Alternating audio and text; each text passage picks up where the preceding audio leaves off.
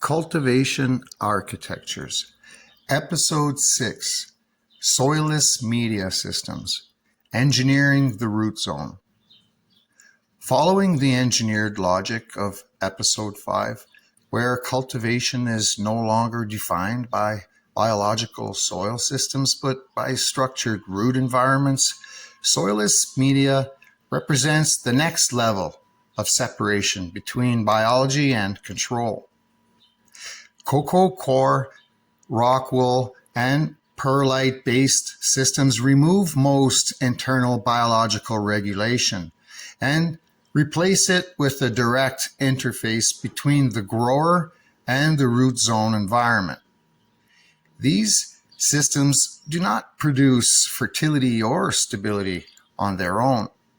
Instead, they function as controlled physical matrices where water, oxygen, and nutrient solution are actively managed from the outside. At this point in cultivation architecture, the medium is no longer the system. It is the structure that the system passes through. Every variable that matters, nutrient concentration, pH stability, irrigation frequency, oxygen availability, is defined externally.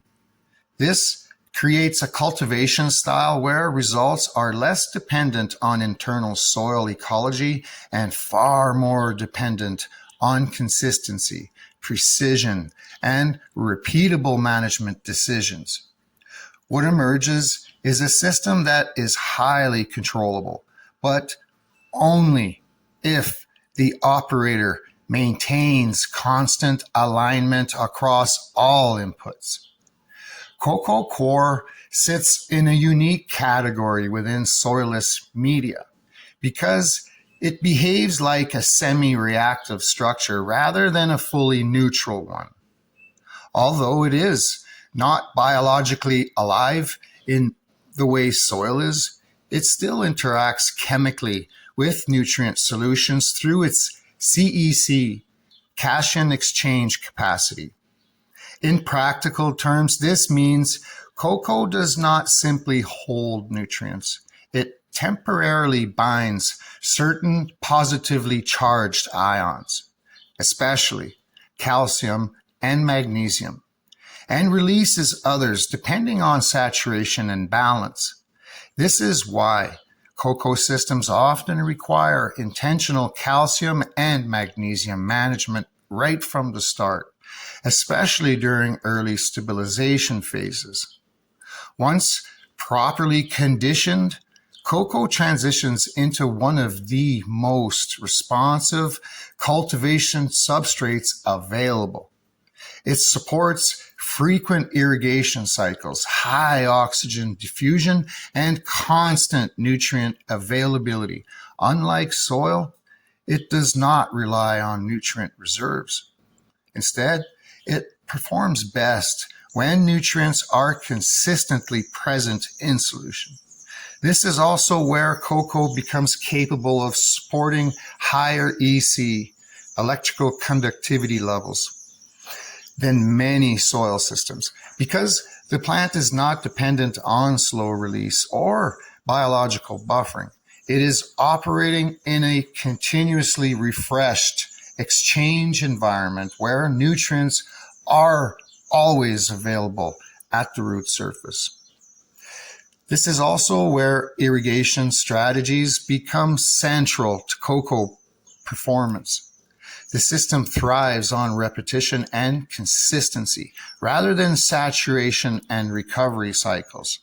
Multiple daily irrigations in active growth phases are not unusual in high-performance environments because the goal is not to feed the medium, but to maintain a stable ionic environment around the roots at all times. When this balance is achieved, Coco becomes extremely efficient in translating nutrient availability into growth response. Rockwool represents a different philosophy entirely. It is manufactured mineral fiber designed for uniformity predictability, and structural consistency. Unlike cocoa, it does not interact chemically with nutrients in any meaningful way. There is no exchange capacity, no biological activity, and almost no internal buffering. What this creates is a system where the nutrient solution itself becomes the entire chemical environment of the root zone. The medium simply holds water and air in a fixed structural ratio. So because of this, rockwool systems are extremely responsive, but also extremely unforgiving. Small errors in irrigation timing or saturation can quickly shift the root zone from oxygen-rich to oxygen-limited conditions. Excess moisture displaces airspace, slowing root respiration, while insufficient moisture interrupts nutrient transport entirely. The plant is constantly reacting to how well the operator is maintaining the balance between water retention and oxygen availability within the slab or cube structure. Perlite-based systems extend this concept even further towards drainage and aeration dominance. In high perlite or pure perlite setups, water retention is minimal and oxygen availability is extremely high. But this also means nutrient and moisture stability are very low.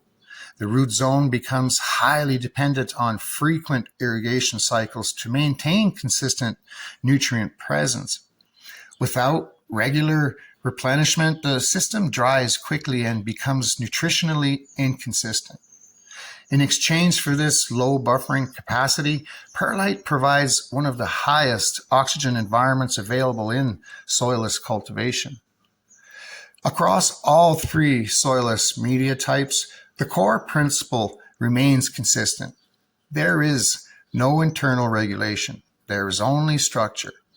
The grower is responsible for maintaining every aspect of chemical and physical stability in real time.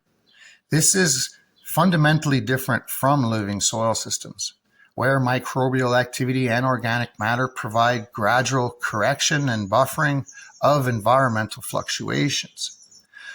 One of the key advantages of soilless media systems is their ability to support aggressive feeding strategies when managed correctly.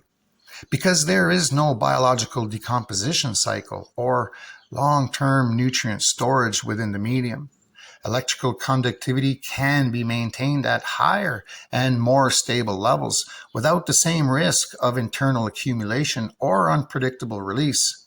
But this only works when irrigation frequency and drainage are properly balanced. High EC in soilless media is not inherently beneficial. It is only effective when the root zone remains continuously refreshed. At the root level, this system creates a very specific biological condition. Roots are not growing into a self-regulating ecosystem. They are growing into a managed interface where oxygen, water, and nutrients must remain in constant balance. If oxygen drops, metabolic efficiency declines immediately.